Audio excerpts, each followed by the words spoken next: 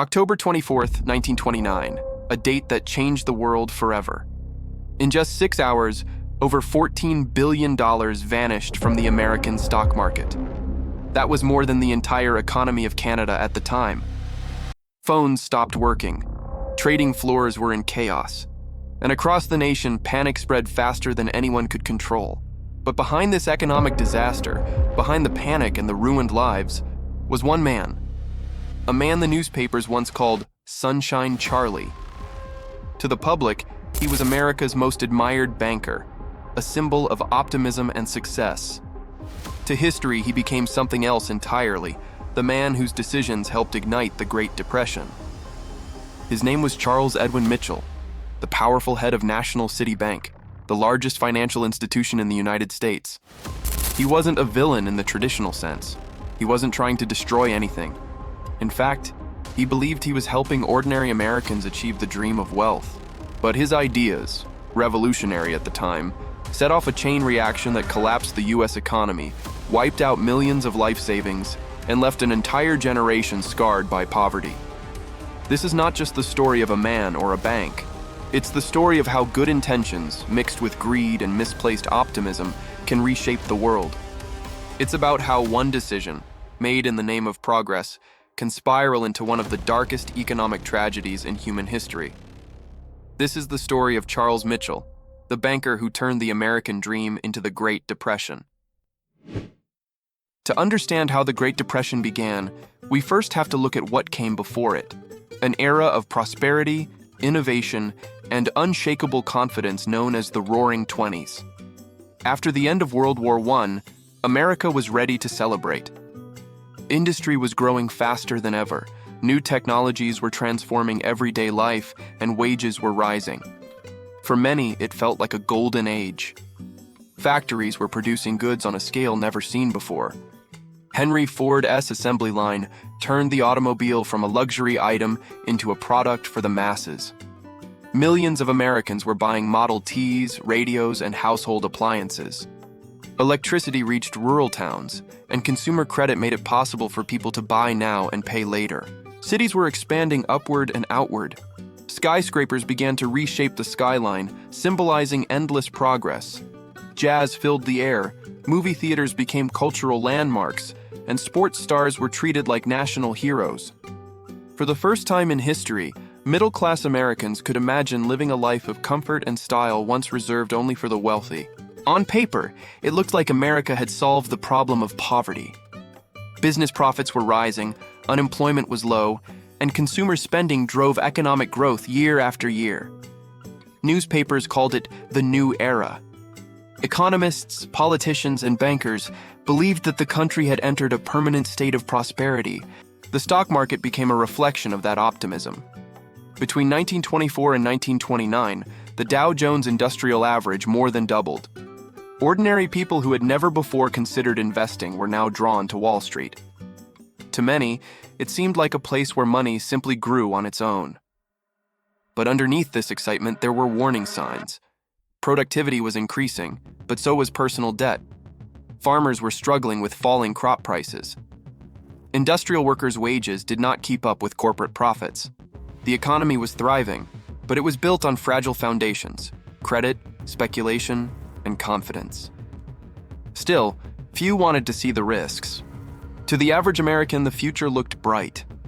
The idea of getting rich through investing was no longer just a dream for the elite. And that's where Charles Mitchell entered the story, a man who believed that every citizen, rich or poor, should be a part of America's financial success. He would soon turn that belief into a system that opened Wall Street's doors to millions. It was a revolution that promised opportunity for all, but it also set the stage for one of the greatest financial collapses in history. Charles Edwin Mitchell was born in 1877 in Massachusetts to a modest farming family. Nothing in his early life suggested that he would one day control the most powerful bank in the United States. He wasn't born into wealth or influence. He was a product of hard work, ambition, and timing. After finishing school, Mitchell entered the world of finance through a series of small brokerage jobs. He was intelligent, confident, and quick to learn. He understood not only numbers, but also people, how they thought, what motivated them, and how to earn their trust. That combination made him stand out in a world dominated by rigid traditional bankers. By 1916, Mitchell joined National Citibank of New York, one of the largest banks in the country. At that time, National City was already powerful, with global operations and deep ties to government and industry. But Mitchell saw potential far beyond conventional banking.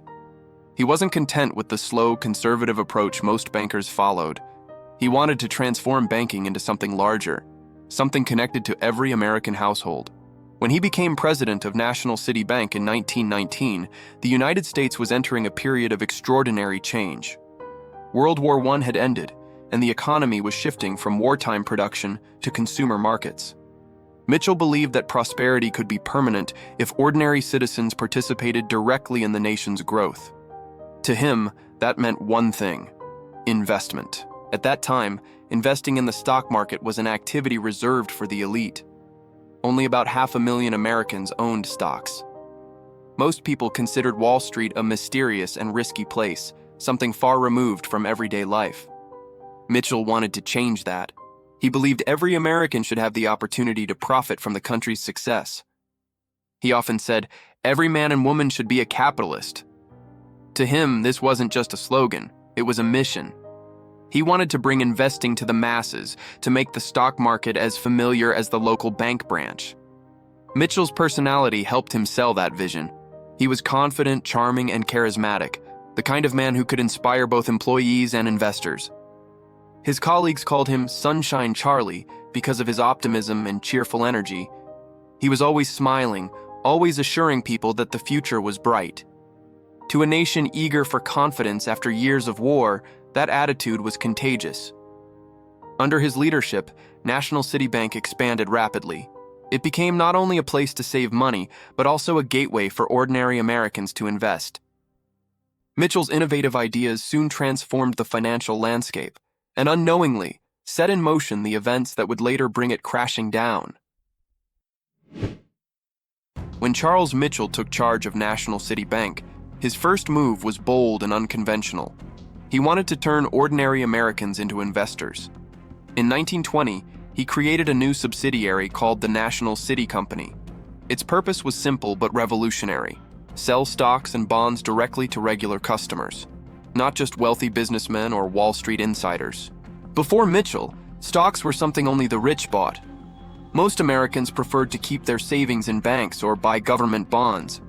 The stock market was seen as a private club, complicated, risky, and inaccessible. Mitchell decided to change that. He ordered that in every major branch of National City Bank, trained salesmen would offer customers the chance to buy shares in America's biggest companies. If someone came in to open a savings account, the bank representative might say, "Why not invest a small part of your savings in the future of this country?" Mitchell understood people. He knew how to use psychology to sell a dream. He trained his sales force not as bankers, but as motivators. They weren't just selling financial products, they were selling the idea of progress, freedom, and self-worth. Advertisements soon appeared in newspapers across the country. The message was clear: invest just $15 a month and become part of America's success. Posters showed smiling families in front of large homes, expensive cars, and proud children.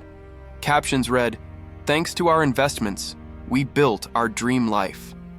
Mitchell's approach worked because it connected finance to emotion. People weren't just buying stocks. They were buying hope, identity, and the feeling of belonging to the nation's growth story. Within a few years, stock ownership exploded. Salesmen spread across the country, visiting small towns, schools, and factories, convincing Americans that wealth was now within reach. Even teachers, farmers, and mechanics started to buy shares. Mitchell's innovation didn't stop at marketing. He introduced a new way to buy stocks: on margin. That meant an investor could purchase shares by paying only a small percentage of the price, borrowing the rest from the bank. For example, someone with $100 could buy $1,000 worth of stocks by borrowing the remaining $900. If the price went up by 20%, they would double their money. It looked like an easy, logical path to riches. Mitchell's salespeople used simple examples to make it sound safe and smart. They told stories like, a streetcar driver invested $50 and made 300% profit in 6 months. Between 1925 and 1929, loans for stock purchases rose from $2 billion to $8.5 billion, a more than fourfold increase in just 4 years. The number of Americans owning stocks grew from about 500,000 to over 10 million. Everyone wanted a piece of the dream. Farmers sold land, teachers mortgaged homes, and workers invested months of salary to buy shares. It seemed like the entire country was chasing easy money. Mitchell became a celebrity. Magazines called him the man who made every American a capitalist. In 1928, he earned more than $1 million, equal to about $20 million today. He was seen as the symbol of progress and financial democracy. But few realized the danger building beneath the surface. Mitchell's system was based on one assumption, that stock prices would always rise. The entire structure of loans, investments, and trust depended on endless optimism. It was a financial pyramid made of borrowed money and human confidence. And as long as people believed in it, the system worked. But when belief started to fade, everything would collapse. By the mid-1920s, America had fallen in love with the stock market. Everywhere you looked, people were talking about investments. In barbershops, on factory floors, and at family dinners, the conversation was the same: stocks, profits, and opportunity. What started as a new way to build wealth had turned into a national obsession. And at the center of it all stood Charles Mitchell and National Citibank. The numbers were staggering. From 1925 to 1929, margin loans, money borrowed to buy stocks, grew from $2 billion to more than $8 billion. That meant that most of the stock market's growth was built on borrowed money, not real savings.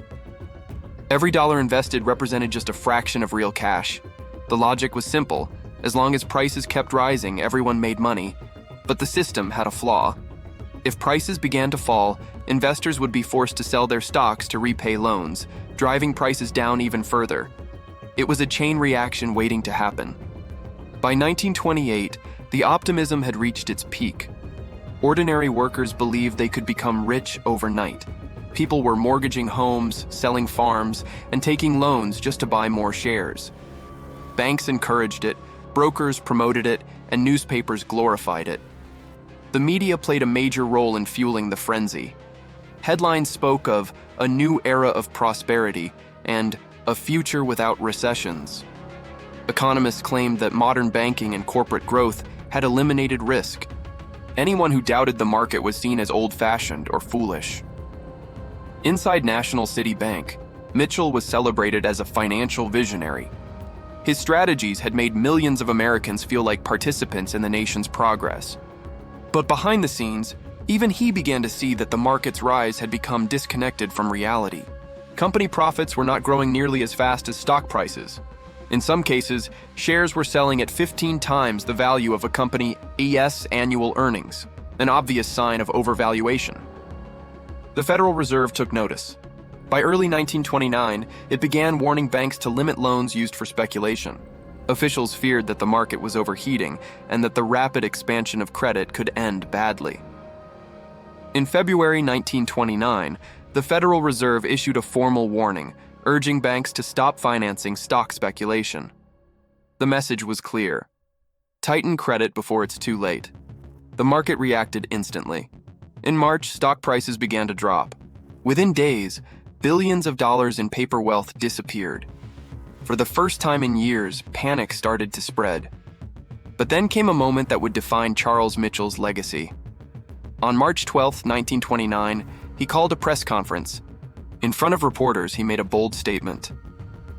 National Citibank will provide all the liquidity the market needs. We will not allow an unnecessary crisis. The effect was immediate. Newspapers praised him as a hero. Headlines read, "Sunshine Charlie saves the market." Confidence returned almost overnight. Within a week, stock prices had not only recovered, but reached new record highs. The public saw Mitchell as a savior, but in reality, his intervention only delayed the inevitable. By restoring faith in an already unstable system, he allowed the bubble to expand far beyond its limits. Through the summer of 1929, the market entered a final phase of mania. 3 million new investors entered the market in just a few months. Wives pawned jewelry to buy stocks. Students and laborers pooled savings to invest. Even children bought shares with pocket money. People who had made small profits now saw themselves as experts. Shoe shiners gave stock tips to businessmen. Taxi drivers bragged about their portfolios. Everyone believed that the rise would never end. But behind the excitement, the fundamentals were falling apart. Industrial production was slowing, car sales were dropping, and new housing construction had begun to decline. The economy was cooling, but the market ignored the warning signs. The gap between real economic output and speculative stock prices grew dangerously wide. By the fall of 1929, it was clear that something had to give, and when it finally did, the results would be catastrophic. It began quietly. At first, there were only small declines, nothing that seemed unusual for a market as strong as this one. But by October 1929, the signs of strain were everywhere. Trading volumes were increasing, and stock prices began to move unpredictably. Investors who had borrowed money on margin were starting to worry. Then came Thursday, October 24th, 1929, the day that would later be known as Black Thursday. When the market opened that morning, panic broke out almost immediately. Within minutes, millions of shares were put up for sale. The ticker tape, which reported stock prices, fell hours behind real time because the volume was too high to process. Traders on the floor of the New York Stock Exchange were shouting, waving papers, and scrambling to sell before prices dropped further. By midday, more than 13 million shares had been traded, an all-time record. Stock values were collapsing faster than anyone had imagined possible. Fortunes were disappearing in minutes. Banks, businesses, and individuals who had borrowed heavily to invest were suddenly facing total ruin. Crowds gathered outside the exchange on Wall Street. People stood in silence, reading the changing numbers displayed through windows and posted on chalkboards. Some cried. Others refused to believe what they were seeing. Police were called to control the growing crowd, fearing riots or suicides. For many Americans, it was their first real experience of financial terror. Newspapers described the scene as a nightmare of confusion and despair. Inside National City Bank, Charles Mitchell watched the chaos unfold. Once again, he decided to act. He ordered his bank to purchase large amounts of stock to restore confidence, the same move that had worked in March. It slowed the panic but didn't stop it. The public had lost faith. By the end of the day, the market had partially recovered, but the damage was already done. The illusion of endless prosperity had been shattered. Over the next few days, prices continued to fall. Then came Tuesday, October 29th, 1929, Black Tuesday, the most devastating single day in American financial history. That morning, the market opened to a flood of sell orders. More than 16 million shares changed hands, and by the end of the day, billions of dollars in paper wealth had vanished. Entire companies were wiped out. Banks faced massive withdrawals from panicked customers. The system that had fueled years of optimism was now collapsing under its own weight. Charles Mitchell was no longer seen as the nation's financial hero. The same newspapers that once praised him now blamed him for encouraging reckless speculation. Editorials called him the man who taught America to gamble. For ordinary citizens, the crash was devastating. People who had invested their life savings lost everything. Homes were foreclosed, businesses failed, and unemployment began to rise. The dream that Mitchell had helped sell, the idea that every American could be a capitalist, had turned into a national tragedy. Within weeks, the shock spread beyond Wall Street. Banks began to fail as depositors demanded their money back. Factories closed, farms went bankrupt, and millions of workers were laid off. What started as a financial correction had become a full-scale economic collapse. The Great Depression had begun. For Charles Mitchell, the fall was personal. He had built his reputation on optimism and confidence, but now both were gone. Investigations into his bank's activities began almost immediately. Politicians accused him of misleading investors and destabilizing the financial system. In early 1933, under mounting public pressure, Mitchell resigned from National City Bank. He was later charged with tax evasion, and brought before Congress to testify about the causes of the crash. Although he avoided prison, his career was destroyed. He went from being one of the most admired men in America to one of its most hated. When the stock market collapsed in 1929, it wasn't just numbers on paper that disappeared. It was people's lives, savings, and dreams. The shock that began on Wall Street spread across the country, turning an economic downturn into the worst depression in modern history. By 1930, the signs were everywhere. Factories that had once operated day and night stood silent. Production slowed to a fraction of what it had been just 2 years earlier. In cities, lines formed outside soup kitchens and charity centers. Men who had once worn suits to the office now stood in the cold, waiting for a bowl of soup and a piece of bread. Unemployment rose from 3% to nearly 25% in just 3 years. That meant 1 in every 4 workers in America had no job. In industrial cities like Detroit and Chicago, the situation was even worse. Entire neighborhoods fell into poverty. Children dropped out of school to help their families find food or collect coal from train tracks to heat their homes. Farmers suffered just as deeply. Falling crop prices made it impossible to pay back loans. Banks foreclosed on millions of farms, forcing families to leave the land they had worked for generations. In the Great Plains, drought turned fertile soil into dust. Farmers watched helplessly as the wind carried away their topsoil and their hopes for survival. The crisis affected every level of society. Even those who still had jobs faced pay cuts and reduced hours. Middle-class families, once secure, lost their homes and moved into makeshift communities built from scrap wood and metal. These shantytowns came to be known as Hoovervilles, named bitterly after President Herbert Hoover, who was blamed for not doing enough to stop the collapse. In cities like New York, entire families crowded into small rooms or abandoned buildings. People slept in parks, subway stations, and under bridges. The sense of dignity that had defined the American middle class was replaced by quiet despair. Banks continued to fail. Between 1930 and 1933, more than 9,000 banks closed their doors. When a bank failed, depositors lost everything. There was no federal insurance, no protection, and no refund. Many people lost not only their savings, but also their trust in the entire system. Charles Mitchell's National City Bank survived, but just barely. The bank's reputation was ruined, and its customers withdrew millions in deposits. Mitchell himself sold his personal possessions to cover debts. The man once known as Sunshine Charlie was now a symbol of greed and failure. For ordinary Americans, the Depression changed how they thought about money forever. The idea that prosperity was guaranteed, that progress would continue endlessly, had been destroyed. Families that once believed in the American dream now focused on survival.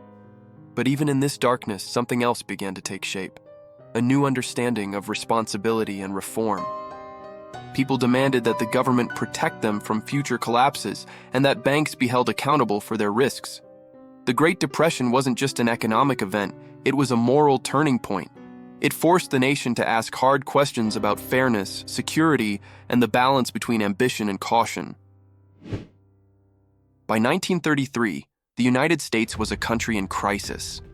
Millions were still unemployed, businesses were failing daily, and public trust in government and finance had nearly disappeared. People wanted answers, and more importantly, they wanted change. That year, Franklin D. Roosevelt took office as president. His message was simple but powerful. The government would no longer stand by while ordinary Americans suffered. He promised a new deal for the American people, a set of programs, reforms, and regulations designed to stabilize the economy and prevent another disaster like 1929. One of Roosevelt's first actions was to address the collapse of the banking system. At that point, nearly 1 out of every 3 banks in America had failed. People had lost faith in keeping their money in banks, preferring to hide it in mattresses or bury it in backyards. Roosevelt declared a 4-day national bank holiday to stop withdrawals and give the government time to inspect every financial institution. When the banks reopened, only those that were deemed stable were allowed to operate. To restore confidence, Congress passed the Glass-Steagall Act in June 1933. This law created a clear separation between commercial banks, which handled savings and loans, and investment banks, which dealt with stocks and securities. The idea was simple. Banks that held people ES savings should not be gambling in the stock market. The same act also established the Federal Deposit Insurance Corporation, or FDIC. For the first time in U.S. history, deposits were insured by the federal government. Even if a bank failed, depositors would get their money back, up to a certain amount. It was a turning point. Confidence slowly returned, and Americans began to trust the financial system again. The reforms didn't stop there. In 1934, the Securities and Exchange Commission, SEC, was created.